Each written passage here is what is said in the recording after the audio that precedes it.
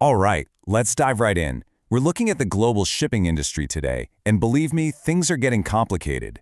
It feels like the very currents that our economy relies on are shifting faster and with higher stakes than ever before. So to get us started, here's a little riddle for you. What could possibly connect a warship, a robot, and a handshake? I know, it sounds completely random, right? But these three things are actually at the very heart of everything that's happening in shipping right now.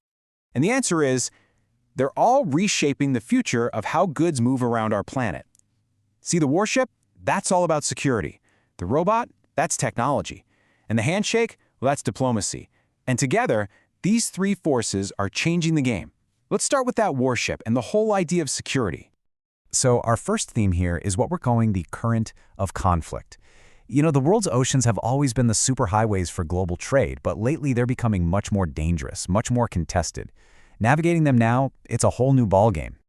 We are seeing a really fundamental shift in how maritime security even works. It used to be all about passive monitoring. Just kind of watching from a distance, making sure things look okay. Not anymore. Now, the name of the game is active enforcement. We're talking direct interventions, stopping threats before they happen, and way tighter controls over who gets to go where.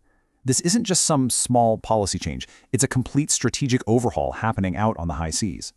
And look, this isn't just talk, it's really happening. We're seeing U.S. carrier strike groups, which are basically these incredibly powerful mini-fleets parked in key waterways. Shipping companies are starting to dip their toes back into the Red Sea, but, and this is a big but, only when they have a naval escort. And it's not just there. Across all the major trade routes, these direct interventions are way up. The bottom line is, navies are no longer just watching from the sidelines, they are active players in protecting global trade. But here's the catch. It's not just about nations and navies. The threats themselves are getting a whole lot smarter. We're talking about sophisticated criminal networks that are using high-tech methods to go after valuable cargo. And this quote from the insurance industry, wow, it really says it all. Criminals are now using AI to pull off these incredibly complex schemes. And the losses? They're not small. We're talking billions of dollars. It's a full-blown technological arms race, which, well, that leads us perfectly into our next current.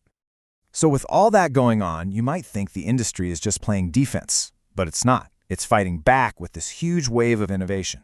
And this tech arms race isn't just about security.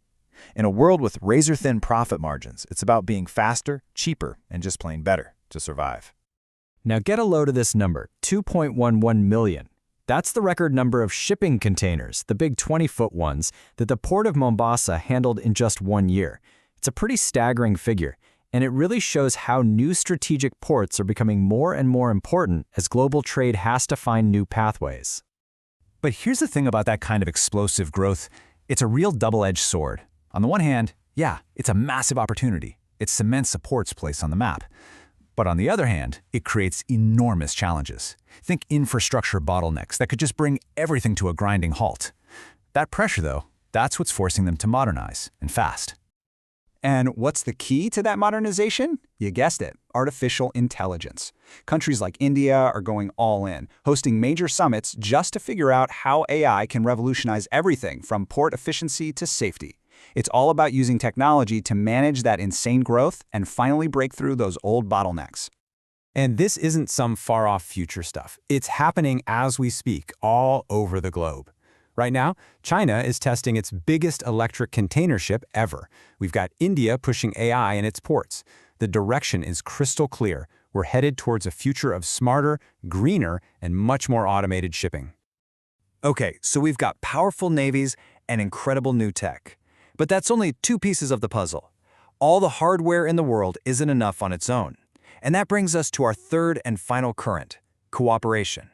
This is the human element, the diplomacy, the handshakes, the alliances you need to get through these choppy waters. Let's look at Somalia, for example. The government there is being very deliberate, very strategic. First, they approve these critical maritime agreements. That, in turn, boosts cooperation with all their neighbors. And the end goal? Better governance for their own coasts and ports. It's a textbook case of how you build those legal and diplomatic frameworks to create real stability. And this kind of teamwork is popping up everywhere, at all different levels. You've got what you might call naval diplomacy, like an Indian ship visiting Oman for joint training exercises. You've got regional governance, like what we just saw in the Horn of Africa. And then you have the big picture industry summits, where leaders from all over the world get in a room to hammer out the huge issues like decarbonization. Okay, so we've looked at conflict, we've looked at innovation, and we've looked at cooperation. Now let's put it all together and try to understand what this new reality on the water actually looks like.